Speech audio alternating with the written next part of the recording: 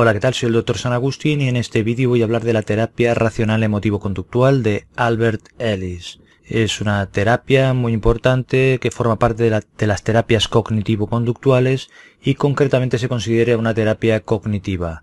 Las dos más importantes son la terapia cognitiva de Aaron Beck y la terapia racional emotivo-conductual de Albert Ellis, que están muy relacionadas. Es una psicoterapia que me parece muy importante porque Albert Ellis es considerado uno de los psicólogos clínicos o psicoterapeutas más importantes e influyentes del siglo XX.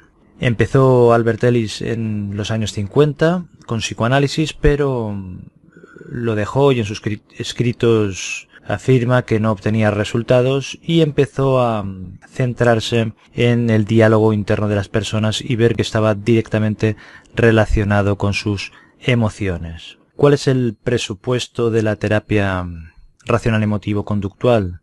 Pues que nosotros en la vida tenemos unos objetivos que serán materiales o inmateriales, más o menos concretos, pero que muchas veces la vida nos impide conseguirlos y experimentamos frustración. Entonces, ¿cuál es nuestra reacción? Pues tenemos dos reacciones básicas, una que es sana y adaptativa y otra que es malsana, que es normalmente la que lleva a la gente a las consultas psicoterapéuticas o psicológicas. El modelo que utiliza Albert Ellis para explicar estas reacciones malsanas en cuanto a emociones o conductas frente a las frustraciones, reales o imaginarias, es el modelo ABC. Es un esquema básico en el cual A sería el hecho activador, el que causa aparentemente la emoción, que sería el C. El problema es que dentro de este esquema se utiliza otra variable que sería la B, que es las creencias de la persona. Es decir, quedaría una especie de triángulo de forma que la A no conectaría directamente con la C, sino a través de la B. Es decir, los hechos activadores interactúan con nuestras creencias, que es la B, y esto desencadena la C, que serían nuestras emociones o nuestras conductas, adaptadas o inadaptadas, que a su vez pueden ser también hechos activadores de otras creencias.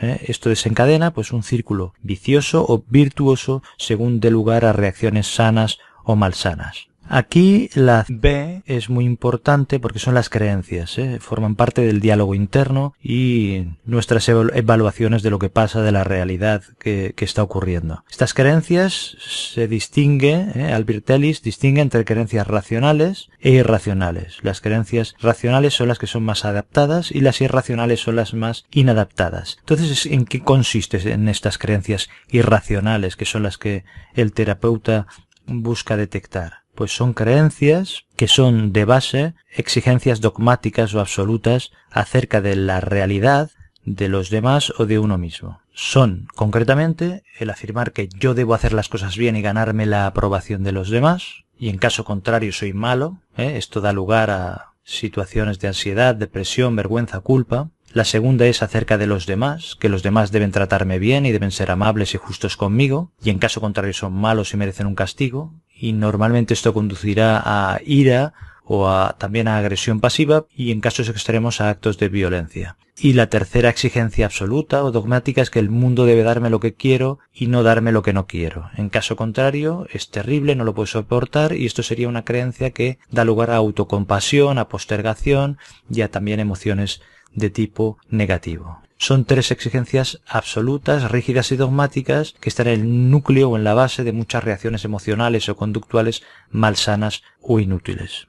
Y estos deberías dogmáticos, que si te fijas son como necesidades, ¿no? Como si fueran necesidades absolutas, como si fueran una cuestión de vida o muerte, dan lugar a otras creencias o pensamientos o evaluaciones irracionales, que son una consecuencia lógica, que son el afirmar que esto es terrible, que la situación es terrible, es lo que llaman terribilización, o que la situación, como es terrible, es intolerable, que no la puedo soportar, ¿no? Y en tercer lugar, es lo que ya he señalado antes, que son etiquetas de condenación global, de que yo soy un desastre y no merezco ningún respeto, o que los demás deben ser condenados porque no hacen lo que yo quiero, o que el mundo es un asco, y es horrible.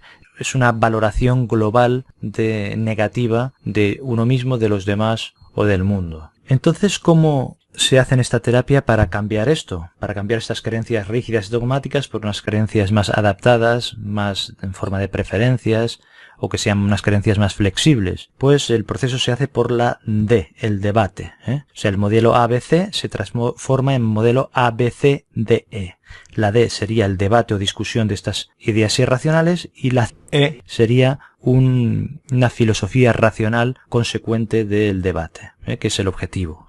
Conseguir una filosofía racional flexible y que concede preferencias y que sea más adaptada, ¿no? Con más perspectiva. El debate lo hace el terapeuta argumentando de forma lógica, empírica o pragmática, ¿no? De que hayas estudiado y te presentes a un examen no quiere decir, no se sigue lógicamente que tengas que aprobarlo. Será preferible o te gustaría, pero no es una consecuencia lógica. O de forma empírica, si no lo apruebas, el hecho de que no lo apruebes quiere decir que no hay ninguna ley en el universo que diga que tienes que aprobarlo. Es decir, que el exigirlo dogmáticamente, como si hubiera una ley universal que tiene que hacer que eso suceda, lo único que conseguirá es que luches contra la realidad, te golpees contra la realidad y no consigues nada. Y de forma pragmática, la argumentación pragmática es plantearte a dónde te lleva el creer esto, cómo te hace sentir o cómo te hace actuar, ¿te sirve de algo? ¿Y cómo te sentirías y cómo actuaras si no creyeras esto? Es valorarlo de una forma práctica. Por ejemplo, si se te pincha una rueda del coche, el que digas que eso no es lógico no te va a solucionar nada. El que digas que eso no tiene que ser así, tampoco, porque si ha pasado es que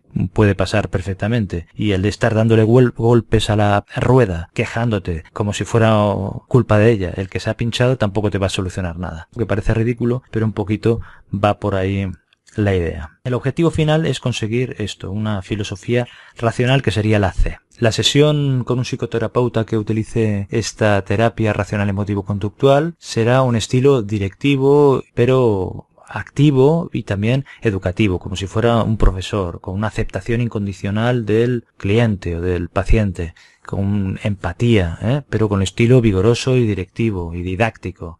Con una discusión activa de las ideas, como un buen profesor. Y además ha de ser un modelo racional de sentir y comportarse. Es importante el ser también modelo con el lenguaje verbal y no verbal. El procedimiento concreto pues consiste en explicar el modelo ABC que ya hemos comentado, distinguir entre problemas externos, que son los que traen a la consulta, los hechos activadores, que son los que desencadenan estas creencias irracionales y las emociones y conductas inadaptadas, pero también hablar de los problemas internos, que muchas veces son problemas secundarios a estas emociones y conductas inadaptadas, como sentir ansiedad o depresión o vergüenza por tener un trastorno de ansiedad o por tener un trastorno depresivo, que muchas veces se incide primero en estos problemas internos o secundarios que se solapan con los primarios antes de seguir adelante. En segundo lugar, lo que hay que detectar son las ideas irracionales, ver a ver cuáles son las afirmaciones imperativas, rígidas, los deberías, los tengo que o necesito que, los planteamientos en forma de vida o muerte, y ver también los pensamientos irracionales que hemos comentado que se derivan, el pensar que si alguien o yo o alguien o el mundo no es como debe ser o como yo pienso que debe ser, rígidamente, pues esto lo calificarlo de terrible u horroroso, y que además de que es insoportable, y además el condenarlo globalmente, ir detectando todas estas ideas irracionales secundarias. Después pasaríamos a la parte D y después la C de el modelo ABCDE. La tercera parte es el debate, la discusión o el cuestionamiento de estas ideas racionales, pues con preguntas lógicas, preguntas empíricas, preguntas pragmáticas y siguiendo un método socrático o diferentes técnicas de discusión. Después aquí también se pueden ir añadiendo las técnicas emotivas y las técnicas conductuales que esta psicoterapia fue incorporando, ¿no? Que Albert Ellis fue incorporando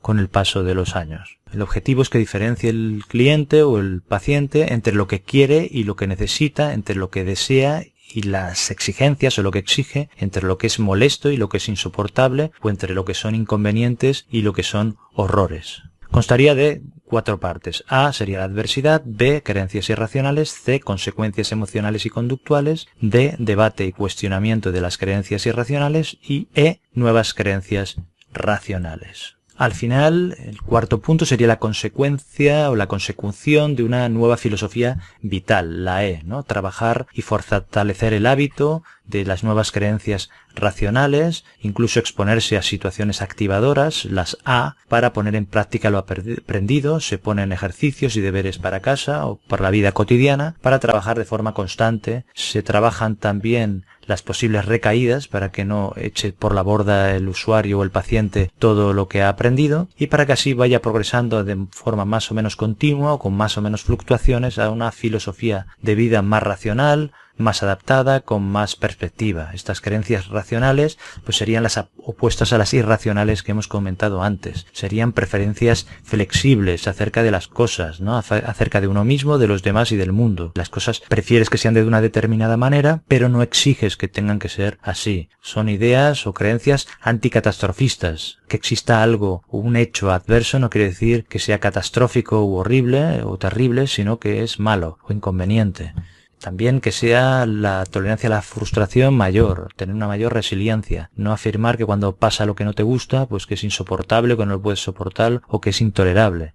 Puedes soportarlo aunque sea desagradable. Y en cuarto lugar, se desarrolla la aceptación de las situaciones, la aceptación incondicional de uno mismo, de los demás o del mundo, que este sería el objetivo último. Y así tener una visión de la vida pues en perspectiva, más realista, basada en la realidad empírica, que sean preferencias, que no condene de forma global, con una elevada tolerancia a la frustración. ¿Podemos ser totalmente racionales? Pues somos seres humanos, somos imperfectos y siempre tenemos como una tendencia natural a dramatizar, y esto generará en mayor o menor medida emociones malsanas. Aquí el objetivo es que eso sea lo menor posible y que pase con la menor frecuencia posible, pero siempre asumiendo y aceptando nuestra condición de seres humanos falibles e imperfectos, que siempre podemos caer en algún pensamiento irracional o en alguna creencia irracional, aunque sea momentáneamente, que genere alguna situación o alguna emoción o conducta incómoda. La idea es seguir debatiendo y cultivando estas técnicas o estas estrategias de forma habitual en nuestra vida. Espero que te haya gustado este vídeo sobre psicología, psicoterapia y bueno, si no te has suscrito, te recomiendo que te suscribas, dándole a la campanita, compartas en redes sociales y dale a me gusta si te ha gustado el vídeo. Muchas gracias y hasta el próximo vídeo.